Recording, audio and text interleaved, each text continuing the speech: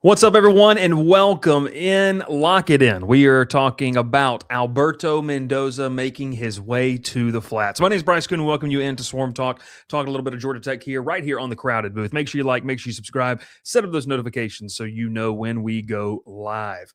Big news in the Flats today is they get their quarterback for a competition. We'll see. Was he promised a starting job? What did that look like? That and more. But, before we dive into it, I want to let you know about our friends over at FanDuel. Folks, if you were on and listening to me having Blake Ruffino on last week, he said take the 8.5. It slid down to 7.5. I took 7.5. I got the over in the game, but I got also snake bitten on the under. Make sure you check out FanDuel. They do a fantastic job, presenting sponsor of all of our shows, all 2026. Before we dive into the Georgia Tech side of things, I wanted to give my thoughts on the game last night because we didn't go live last night and didn't get a chance to put up some content today on it. Here's really my thing. So, clip here. Indiana winning the national title was great for college football. Absolutely phenomenal for the sport. And some have said, well, why? Why, Bryce, is it great that a team that didn't have the 4 or 5-star talent broke the talent composite ranking? Why is it great? Well, one, it's awesome to see the teams that grind their way to building a great staff, building a cohesive 85 to 100-person roster. Those things are phenomenal. And that's great. And you want to see that. So it's a great story about what's happening in the college football world when you get a non-traditional power. I don't want to use the word blue blood, but a non-traditional power making a statement on a national stage. And they did that. Hats off to Curt Cignetti. Hats off to Indiana. The second reason why this is big, and I talked about this on a radio appearance today, and I said I was going to mention it on the show. So if you've made your way over from that radio show, we appreciate you. But Indiana, for me, the blueprint is going to be something that hundreds of teams try to copy. If you're in the middle tier of college football or you're in the lower tier, Indiana was terrible 2 years ago. Traditionally have been one of the worst Power 4 teams in college football.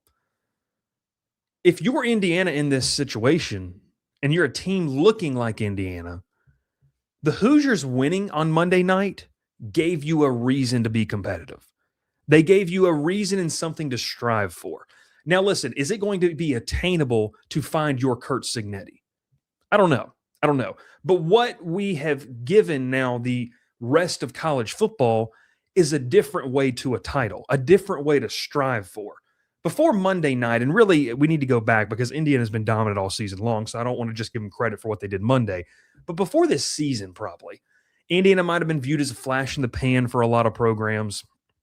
But what they did over the past 2 years, what Curt Cignetti has done, has offered an alternative path for teams that maybe you can't compete in the NIL landscape, that the Oregons, the Ohio States, the Michigans, the Georgias, the Texases, all the Texas schools, LSUs, Bama, maybe you can't do that. And for a while, I felt like there was a little bit of a ceiling on what you could accomplish if you weren't a part of that group. And I think as we kind of sit here now, we look up, and Indiana looked up at it and said, that ceiling's, it's not made of concrete or steel. That's a glass ceiling. We don't have to be held down by that. They did it a different way. Is that going to be attainable? I don't think it's going to be very easily attainable. And I think that you have to say that because you've got to give credit to how hard that was, what they just did. Like, that's incredibly difficult to go 16-0 in this day and age of college football, to be able to do what you did, to get 100+ people to buy into a concept. You weren't the most talented team, but by God, you played like it. You weren't the most lethal offense in the country, but you played like it when it came to matter, and it was played on the field and not on paper. You did a lot of great things this season. You played at an elite level. It's something we'll always remember, and I think it gives other programs something to strive for. Because now you're going to have programs that maybe they're in the middle tier of the pack or they're the lower half of the Power 4, and they say, yeah, we don't have the resources, we don't have the donor base to be able to push for the top NIL budget in our conference. But man, if we ever find that lightning in a bottle with a great coach and that 1 year where you can stack it all together, the chips might just fall our way. And it's not luck that got Indiana in there. It's not just by happenstance that they got in there. No, they worked for it, and it has been the perfect storm. Now, I think Kurt Cignetti and Indiana are going to be they're going to be very relevant for as long as Cignetti's there. He's that type of coach. But what I'm saying in terms of the scope of this year, you could not have had a perfect accumulation of talent, coaching, everything just hit right on the money. And it was phenomenal. And so I think, like I said, it gives a blueprint for teams that are maybe not a part of the popular group, not a part of the big spenders. It gives them an avenue to chase. There's going to be 100-plus programs chasing the Kurt Cignetti Indiana model. Will they find it? I don't know. I don't think Kurt Cignetti's grow on trees. I think that's a very unique head coach who's found his way. But what I like about it, in what many people deem a dark age of our sport, and there are things wrong with it, 110%. This, to me, was a beacon of light for programs that feel like maybe we can't compete. That's what you strive for. That's what you go to. So there we go. Little monologue there on Indiana. We'll clip that and get that on the channel. So we appreciate that. We shout out Section 103. Ralph put up the graphic. They have been an awesome presenting sponsor for us for a very, very long time. When Ralph and I started this show back in 2020, the COVID year, which a lot of tech fans have been around for that, Section 103 was right there with us. They launched, we launched, and it has been a fantastic partnership. We love them. They've grown continuously too. So check out their merch, TCB10. You can get 10% off on your order today. As well, a new sponsor we brought on this past year, MacArthur Design, not woodworking, because they are more into what can we do for you. It's a Georgia Tech owned brand. It's one of the greatest brands in terms of the quality and the bang for your buck, we'll put it. You might pay a little more here, but you know it's going to be quality, hard work, cared for, great customer service. They do a fantastic job. So make sure you use code TCB10 over there. Very practical uses for anything that they want to make you, whether it's the cutting board, whether it's furniture, whether it's the new crib, whatever you want to do. It's phenomenal. So we love them. We appreciate them. Let's talk about Alberto Mendoza. Now, the Alberto Mendoza chatter has been going on for a while now. We're not looking to get into the weeds of the arguments of the Georgia Tech media spheres about who reported it first. I don't know. Whoever did it, great job, awesome job, boom. That's an amazing. Take a shot every time. Take a shot every time he says brand value with off season. Love it. The one of the biggest things for me with this is, what does this pickup mean for Georgia Tech? We're going to set the realistic stage of what Georgia Tech's running a quarterback room looks like, because we talked about some of the portal options they brought in and so how they wanted to help facilitate a young group and an experienced group. But Alberto Mendoza, I think you've got to be real about what he brings.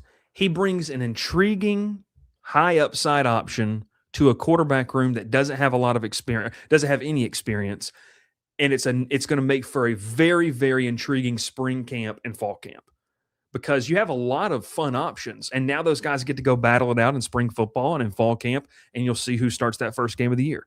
So for me with this, as I kind of took some notes down about Alberto Mendoza, what do you need to know about him? Okay.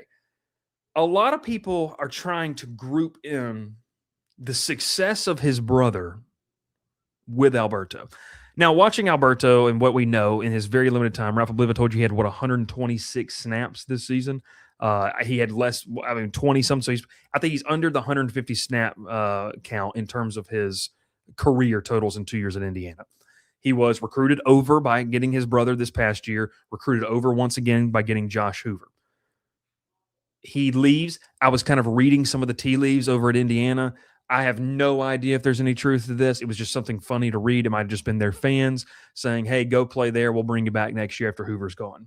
That's interesting. I don't think there's anything necessarily about that, with what it is.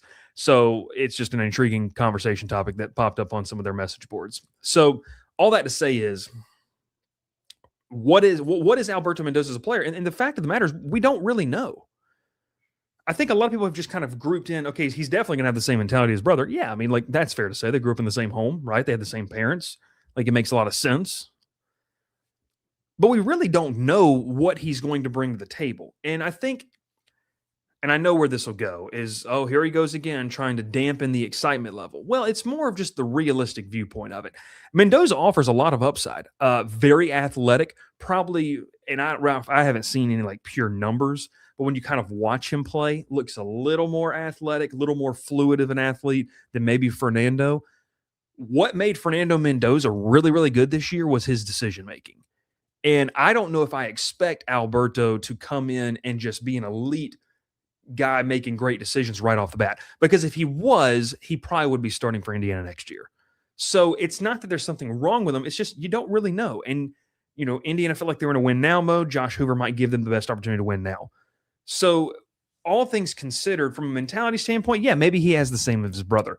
But grouping him in with Fernando, I mean, like I saw a lot of we're posting memes about Fernando because we got, and I say we, don't mean me, but we got Alberto. Like, that's kind of a weird vibe because it really doesn't, there's really no correlation other than the fact that they grew up in the same house, probably have the same, mindset about football. Well, you would think. We don't know. Nobody really knows Alberto in terms of what he brings to the field outside of the less than 150 snaps that he's played. So it's one of those things where it's like, I'm excited to see what he can do. I think he's a tremendous athlete. There's a lot of, he has some gifts that he can use. Do they utilize him in a certain way under George Godsey? That'll be very interesting to watch in 2026. But it's kind of one of those scenarios where you kind of sit now and you say to yourself, okay, you're entering into this phase of your quarterback room where you had, and I said this last week and talked about it, talk about it. Then I'm sorry, I talked about it today in the Discord. You have no experience in that room. Like, the quarterback room at Georgia Tech before Alberto, under 75 career snaps, like probably less than that, because Adamson and these, I mean, they haven't played. You've never seen them take a snap on the road in the ACC. You've never seen them have to check out of something third down. And so when I said last week, hey, it'd be ideal if you go get somebody with experience, someone brought up a great point. How do you convince someone to commit that doesn't have, Will, you're on drugs? How do you convince someone? It's always good to put your phone on Do Not Disturb during shows. How do you convince somebody to come to your program and sit without the promise of being started as a veteran? That's a very intriguing argument. Some teams have been able to do that. Maybe they overpay, and that makes it worth it for that kid. I don't know if Georgia Tech was in that position. It's interesting. But this quarterback room at Georgia Tech before Mendoza, there's a lot of exciting factors. Everyone's excited to read the spring practice reports. But the fact of the matter is, you have no idea what you're getting. You can only read high school scouting reports so much, especially when you get into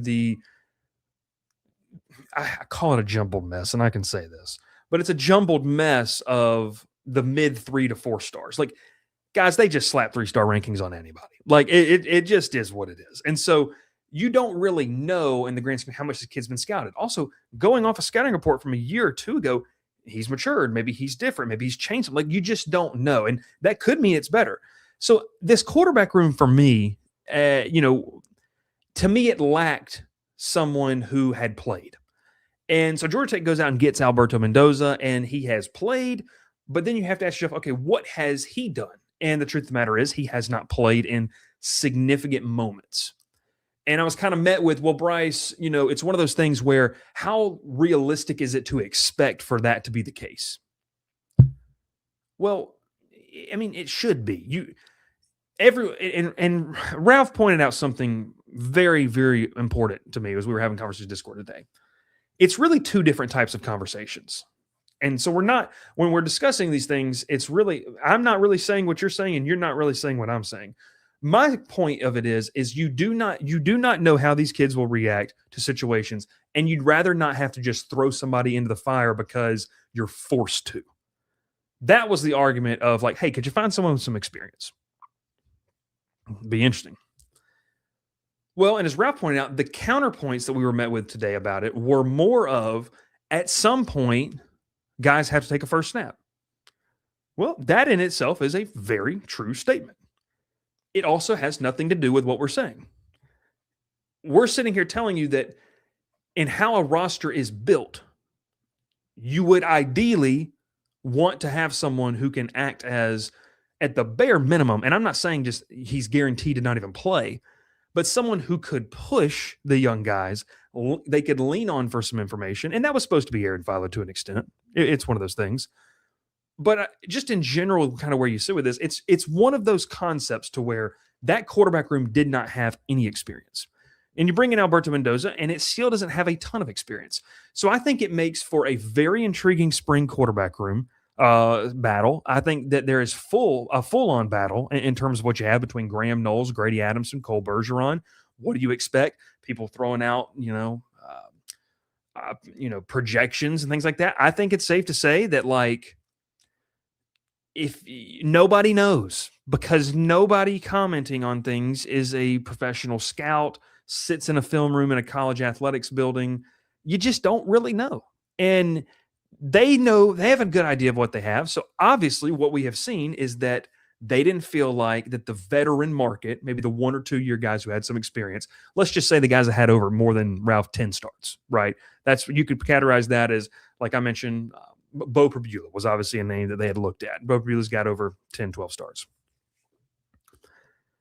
The value money there wasn't worth it for them. And so they said, hey, we like our room. What can we add? And when Mendoza's name was floated that he might want into the portal, that intrigued them, and probably from a mentality standpoint, because it embraces a lot of what Brent Key likes. So that being said, it's an intriguing quarterback room. You have stacked the running back rotation, which is very, very helpful. You most definitely have to hope that the interior of your offensive line gets better. New offensive line coach. I understand he was 2 years ago here, 2 years ago as an assistant. I don't even want to touch on some of the comments about it. Like, he's either good or he's not. Apparently, Jeep Wade went from being amazing to we didn't need him anyway. Your tackle position is fine. So you're breaking in a new quarterback and you're trying to ease him in with, hey, you brought in a bunch of tight ends, physical presence that can kind of help you get back to maybe more of a physical run game that you didn't have this year, because Jackson Halls, and shout out Ralph, was a tremendous blocker for you on the offensive line 2 years ago. So it'll be interesting to see, right? And I think defensively, you're probably going to be better, maybe. I don't think that you've got some upside players, you've got some upside guys. They've got to hit. If not, I think it could be more of the same, maybe a little bit better. I don't love the linebacker room, like, at all. Not a fan of it. Just don't think it's great. You need some development there. And then the defensive back room is probably where you have some of the highest upside, and you've got to have a lot of young guys take a step if you want to be an ACC title contender. So all that being said, is you come back to the offense side of the ball, and it's like, okay, let's be real. Let's just have a real conversation. You're in a situation to where you have you're going to have a fall off offensively at the quarterback position no matter what. One thing I think Georgia Tech fans are going to realize very quickly was Haynes King's decision making. Did he have the most powerful arm? No. Was he the best quarterback in the country? No.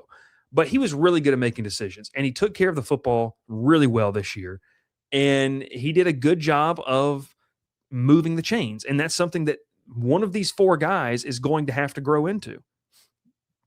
I mean, they're just going to have to. So, that's going to take some time. Unless you've got one of those 4 guys that's going to be immediate stud off the bat, you're going to have a little bit of growing pains, and it will take a step back. The hope is obviously that you've bolstered your tight end and running back room to help you there. Wide receiver room, I mean, look, they got the kid from Elon, and a very intriguing option. He lit up the FCS. It's a whole new ball game when you join the ACC and you're a part of the game plan. Like, it's just different. Very intrigued to see what they do with Jalen Mbakwe. I think that he just has to be somebody you get on the field for as many snaps that make sense. So, look, is the portal haul over? Look, Miami and Indiana have 5 days for guys to enter. There's still portal guys available. There's no spring portal window, so you can pick and choose. Heck, I really haven't even talked about this, Ralph, but like you get to spring practice and someone hasn't panned out. Yeah, there's not another spring portal window, but what if there's kids that just are waiting? What if there's kids that don't elect to sign until after spring practice because they think they can get somewhere? So that'll be interesting to watch as well. As a whole, I don't think this roster is bad. I don't think it just has a lot of growing to do. It's going to be a very interesting year. You're going to learn a lot about Brent Key as a head coach. You're going to learn a lot about George Godsey as a play caller. Does he have the ability to put guys in the best situations at the college level after not doing it for a long time? We'll see what that is. So very intrigued. I would imagine, and P would ask this, I'd imagine they're going to lean on the run to try to break in these new quarterbacks. Like I said, you paid money to go get Justice Haynes for a reason. You're going to use him. You're going to use Malachi Hosley. J.P. Powell is going to be you're going to have running backs that you're going to rotate in there, that you're going to feed, and you're going to attempt to take some pressure off and give these young quarterbacks some easy down and distances to throw. Like that would, and it's way too early, but you just don't want to go into game one and you're average down and distance. And I know it's Colorado, but I'm not talking about Colorado or previewing that game. The worst case scenario with a new young quarterback, right, is that your average down and distance is over 6 yards. Like you're getting the third and long situations. So you're going to lean on that run game. You're going to break in the quarterback. And I think the hope is by week 4 or 5, those guys feel super comfortable. Maybe they got a big win under the belt and someone takes the lead. But look, the quarterback battle is going to be intriguing. It's going to be a lot of fun. I think it's during spring football. It's going to be super interesting to kind of watch how this whole thing unfolds. And fall camp, I'll be watching that from afar. It'll be interesting to see who's going to suit up that first game of the season, because it's not that this quarterback room, and this is where you got to differentiate the emotion sleeve. You're wearing your emotions on your sleeve and being realistic. It's not about the lack of upside in the room. It's about the lack of experience. And, it's just going to be I am very intrigued to see how they handle all of this. Like, how do you handle it if, let's just say Graham Knowles is your game one starter. How do you handle it if Graham Knowles, what's his leash? When you have 4 new quarterbacks, none of them have played meaningful snaps in a big time environment. What's your leash on these guys? How do you handle that? It's going to be interesting. Very, very interesting, I think, to see how they handle all of it. So we'll take a quick break. When we come back, we'll talk and we'll round up the show. So Ralph, shout out our friends over at Cajun Cousins. What's up, everybody? My name is Bryce Kuhn, and I cover college football here on the Crowded Booth and also over with On 3, covering all things LSU. I'm here to tell you about a presenting sponsor this year for us as we get ready to continue tailgate season. It's our friends over at Cajun Cousins Company, based in South Carolina, but serving the entire Southeast with a little bit of that Louisiana flavor.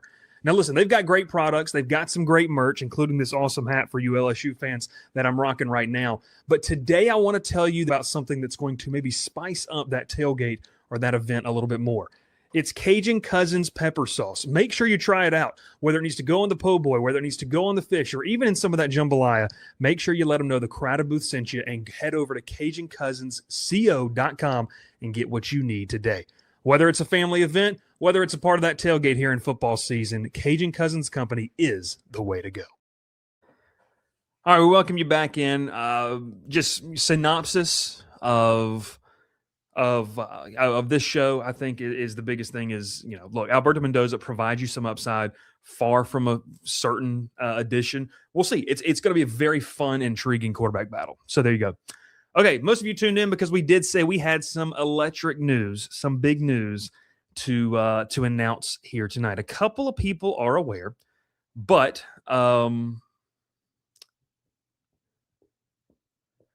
man, I'm not crying, Ralph.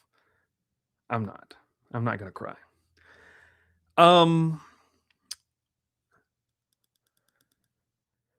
What is it?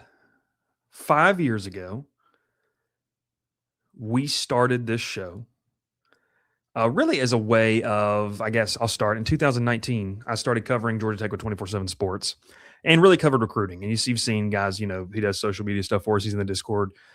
Gavin Hart, he's been doing a great job. He's been on a lot of the stuff that's been happening, portal visitors. made great headway in 2 weeks of working with the guys over there with Rod McKenzie and Jonathan Leifheit. Done a fantastic job. But yeah, in 2019, I started with covering Georgia Tech, and it was the opportunity. And Ralph says, don't forget your time at Georgia State. Yeah, covered Georgia State for about 6-7 months. But yeah, in 2019, I started with covering Georgia Tech, and right at the beginning of the Jeff Collins era is when I was brought in, and you know, man, just crazy. Covering that first year with Jeff Sims and Jahmyr Gibbs, man, you thought you had an elite backfield combo with those two, and different a real quarterback coach and a real coaching staff. It would have been interesting. So that would have been crazy. So in 2019 we started doing this, and I started covering, and then 2020 we had the Crowded Booth podcast, and it was really, I would say, and Ralph can attest to this, really more of just like an interview show. Like I had some really good interviews on here that I'd helped build up a profile, and just it was helpful. And then as I started covering Georgia Tech and saw really what was kind of just a vacant market, right? I mean, they had made the switch over from Paul Johnson, but it was a vacant market. There were no podcasts. There were no any type of digital footprint at the time. C-Dog, shout out C-Dog. He had his YouTube channel that he did, but there really was not really anything there. And you all know, like the Georgia Tech media market is a very interesting one. But it's obviously grown this year. And I'd say in the past couple of years with guys like Rec Talk joining, you've got others as well. It is what it is. So it's been something that for me has been awesome to see grow, like over the past couple of years. And we've taken a lot of pride in it. Like I mentioned at the top of the show, we had Section 103 as a part of the beginning of what we did. It's been awesome. P. Wood says right there, been here since the beginning. We appreciate that. It's phenomenal. We've met tons of people that have been so much fun along the way. We had the tailgate show. Myself, Ralph, and Will went and hung out with a lot of you on a very, very warm Labor Day weekend, Saturday. Georgia, there you go. Georgia State, Georgia Tech game that was a lot of fun. And look, we've had a lot of fun. We've met so many people. We've made so many relationships.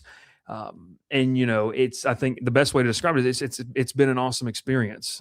It has been absolutely phenomenal to cover a team that was downright terrible, and then obviously spend this past year doing it. So it is it's awesome. So with that being said, we have enjoyed so much of this. But like all things, new chapters have to come into the fray. And as a lot of people know, 3 years ago, we moved down here to Baton Rouge for me to cover LSU, just opportunity of a lifetime. And I've enjoyed every single second of it. Just an incredible program from basketball, baseball. It's been phenomenal.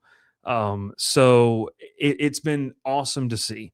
But like I said, look, you have chapters, right? You have chapters in life where you do something, you have seasons, and it's been phenomenal. I mean, from doing this show in the upstairs of Ralph's childhood home, and Ralph sitting right next to me, and not that this is a crazy setup we have, but we didn't have any of this equipment. We didn't have lighting. We just went, and truly being able to make something on the relationships we've built with recruits and their families.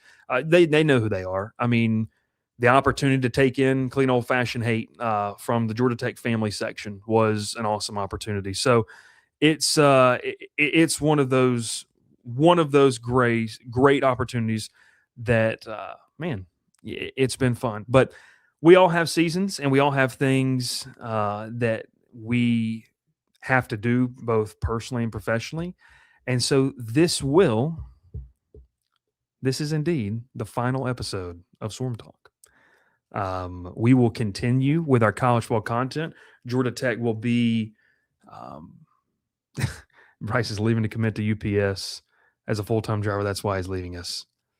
But no, in all seriousness, this is the final episode of Swarm Talk, and I cannot tell you how much I've appreciated this. The growth of this channel, the absolute relationships, and I hope you'll stay around, and I hope that you will be a part of this going forward. I believe in what we're doing. I believe in what we're building with this, and we'll be able to share more news on what it looks like going forward and everything. But I think this has been awesome. It's provided so many avenues of opportunities covering games in person. It's just been phenomenal. It's been phenomenal, and I've enjoyed every single second of it. Look, to the people who have supported the show right down there, to the people who have come to tailgates, who have hung out with us, and even the people who don't like us, right? Like, we appreciate every single person that's come across our content. And so the Crowded Booth will remain. The Crowded Booth will continue as scheduled. We will be a part of the college football world, and we'll obviously talk about Georgia Tech, because they are a program that has entered the talking space, right? We'll talk about this. We'll have conversations. We'll have segments on them. But in terms of, the dedicated Georgia Tech content on this channel, this is it. This is it. And this is not an easy decision. This has been awesome. I have enjoyed this so much. And I'm thankful for the opportunity to talk to people about this. Like I said, I think there is a massive, massive opportunity in this market.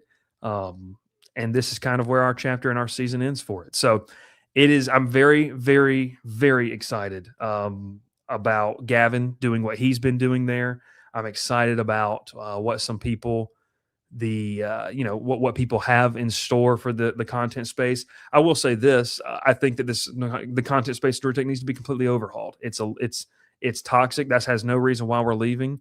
But we appreciate it. We're going to talk college football. We're going to be that same show. But in terms of getting on here and talking about Georgia Tech, we're excited. Candy says you're starting a UF show. No, we're not. But that would be crazy. No, but I seriously appreciate everyone. You have made this what it is.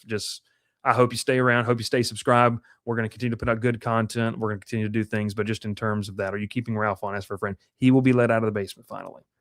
He will be. So if Ralph leaves, I'm gone. No, the Discord will stay. But we do appreciate, in all seriousness, we appreciate this. It's been phenomenal with what we're doing. We'll still look to have great conversation. But this closes a chapter. For 5 years, we have sat here and we have been able to talk about this. We have been able to have a lot of fun. We have celebrated when Mario Cristobal pissed down his leg and couldn't figure out how to do it. That was one of the most fun shows we did. We have celebrated we have been very real. A lot of people, you joined after Georgia Tech's embarrassing loss to Ole Miss in Atlanta.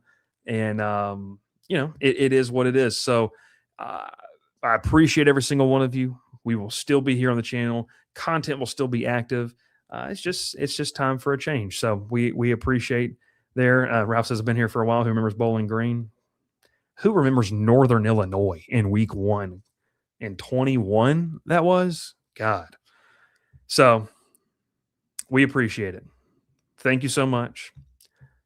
I look forward to interacting with you. I look forward to seeing you. And look, it's been a lot of fun.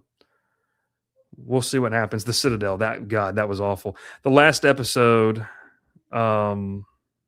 should be a top 5 best performance during the pod. The pod's staying, but your Swarm Talk will be no one. So I appreciate you. Reach out to me if you have any questions on social. Join the Discord. And I appreciate y'all so much there as well. Ralph Leary in the background. My name is Bryce Kuhn. So long, Georgia Tech fans. You'll always be a part of what we've been doing here. I hope you stick around. I hope you want to talk some college football with us. New chapter, new season. We'll be talking about it in the month of February there as well. We'll have content up until then, but we'll get to that when we get there. So thanks so much. Until next time. Pile in here and make yourself feel at home. The Crowded Booth is coming on.